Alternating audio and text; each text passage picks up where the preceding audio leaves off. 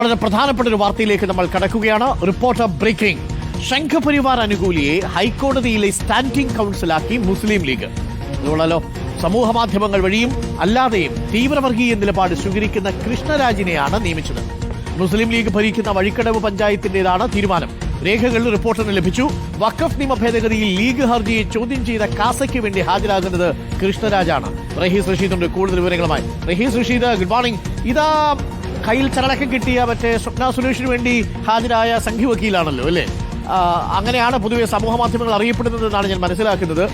ഈ കക്ഷിയെ ലീഗിന്റെ പഞ്ചായത്തിലാണോ സ്റ്റാൻഡിംഗ് കൗൺസിലാക്കിയിരിക്കുന്നത്? വഖഫ് നിയമ ഭേദഗതിയെ അനുകൂലിച്ചുകൊണ്ട് കാസയ്ക്ക് വേണ്ടിയിട്ട് പോയ കക്ഷിയല്ലേ ഈ വക്കീൽ?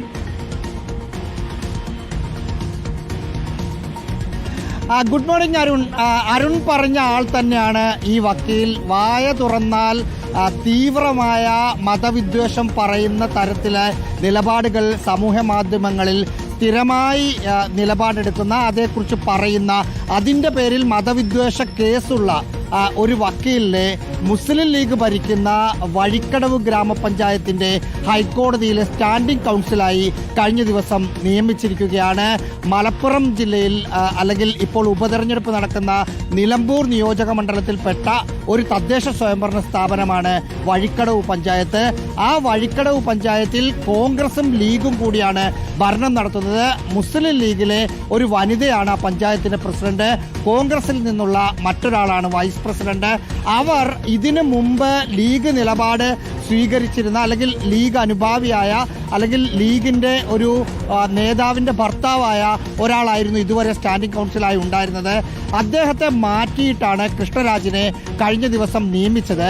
നമ്മൾ ഇതിൽ ഒരു വ്യക്തത വരുത്തുന്നതിന് വേണ്ടി പഞ്ചായത്ത് പ്രസിഡന്റിനെ ഞാനിന്നലെ ഫോണിൽ വിളിച്ചിരുന്നു. പഞ്ചായത്ത് പ്രസിഡന്റ് പറഞ്ഞത് നല്ലൊരു വക്കീലിനെ കിട്ടി. ഇതിനു മുമ്പുണ്ടായിരുന്ന വക്കീൽ പഞ്ചായത്തിന്റെ കേസുകൾ ഹൈക്കോടതിയിൽ നല്ല രീതിയിൽ വാദിച്ചിരുന്നില്ല. അപ്പോൾ ഒരു മികച്ച അഭിഭാഷകനെ കിട്ടിയപ്പോൾ ഞങ്ങൾ അവിടെ നിയമിച്ചതാണ് എന്ന വളരെ വിചിത്രമായ ഒരു മറുപടിയാണ് പഞ്ചായത്ത് പ്രസിഡന്റ് പറഞ്ഞത്. പക്ഷെ ആ സംസാരം പൂർത്തിയാക്കുന്നതിന് മുമ്പ് കോൾ കട്ടായി. പിന്നീട് ഇന്നലെ വൈകുന്നേരം മുതൽ ഇപ്പോൾ നമ്മൾ ലൈവിൽ നിൽക്കുന്ന സമയം വരെ പലതവണ വിളിച്ചിട്ട് അവർ ഫോൺ എടുത്തുമില്ല. അവിടുത്തെ പ്രാദേശിക ലീഗിന്റെ നേതാക്കളെ വിളിച്ചു. അവർക്ക് ഈ വിഷയം അറിയാം. പലതവണ പാർട്ടി നേതൃത്വം ഇടപെട്ട് അവരെ മാറ്റണം, കൃഷ്ണരാജിനെ മാറ്റണമെന്ന് പറഞ്ഞതാണ്. പക്ഷെ അനുസരിക്കുന്നില്ല. പ്രത്യേകിച്ച് നിലമ്പൂർ ഉപതെരഞ്ഞെടുപ്പ് വന്ന ഒരു പശ്ചാത്തലത്തിൽ ഇത് വലിയ വിവാദമാകുമെന്ന് കണ്ട് മാറ്റണമെന്ന് ജില്ലാ നേതൃത്വവും സംസ്ഥാന നേതൃത്വവും ആവശ്യപ്പെട്ടിട്ട് പോലും കൃഷ്ണരാജിന് വേണ്ടി വഴിക്കടവ് പഞ്ചായത്തിലെ UDF ഭരണസമിതി ഉറച്ചു നിൽക്കുകയാണ് എന്ന വിചിത്രമായ കാര്യം കൂടിയുണ്ട്. ഇതിൽ പല കാര്യങ്ങൾ ഇപ്പോൾ ആലപ്പുഴയിലുള്ള ഒരു KSRTC ഡ്രൈവർ താടി വെച്ച് വാഹനം ഓടിച്ചു എന്ന് പറഞ്ഞ് പ്രശ്നങ്ങൾ ഉണ്ടാക്കിയതിൻ്റെ പേരിൽ മതവിദ്വേഷ കേസ് ഇദ്ദേഹത്തിനെതിരെയുണ്ട്. ഏറ്റവും അവസാനം ഈ വഖഫ് നിയമ ഭേദഗതിയെ ചോദ്യം ചെയ്ത് ലീഗ് സുപ്രീം കോടതിയിൽ ഹർജി നൽകിയപ്പോൾ അതിന് തടസ്സ ഹർജി നൽകിയ കാസയ്ക്ക് വേണ്ടി ഹാജരാകുന്ന, അല്ലെങ്കിൽ ആ വാദം കാസയ്ക്ക് വേണ്ടി ഏറ്റെടുത്ത ഒരു വക്കീലാണ് ലീഗിന്റെ തദ്ദേശ സ്വയംഭരണ സ്ഥാപനം ഹൈക്കോടതിയിൽ സ്റ്റാൻഡിംഗ് കൗൺസിലാക്കിയത് എന്നോർക്കണം അരുൺ. സംഘപരിവാർ അനുകൂലിയായ ഒരു അഡ്വക്കേറ്റാണ് കൃഷ്ണരാജ് എന്ന് പ്രേക്ഷകർക്കറിയാം. സമൂഹ മാധ്യമങ്ങളിലൊക്കെ അയാൾക്ക് പല പേരുകളുമുണ്ട്. അപ്പോൾ ഈ സംഘപരിവാർ അനുകൂലിയായ വക്കീലിനെ വഴിക്കടവ് പഞ്ചായത്തിന്റെ സ്റ്റാൻഡിംഗ് കൗൺസിലാക്കിയത് ലീഗ് ഭരിക്കുന്ന ലീഗാണ് ഇവിടെ മെജോറിറ്റി അല്ലേ? I mean UDF.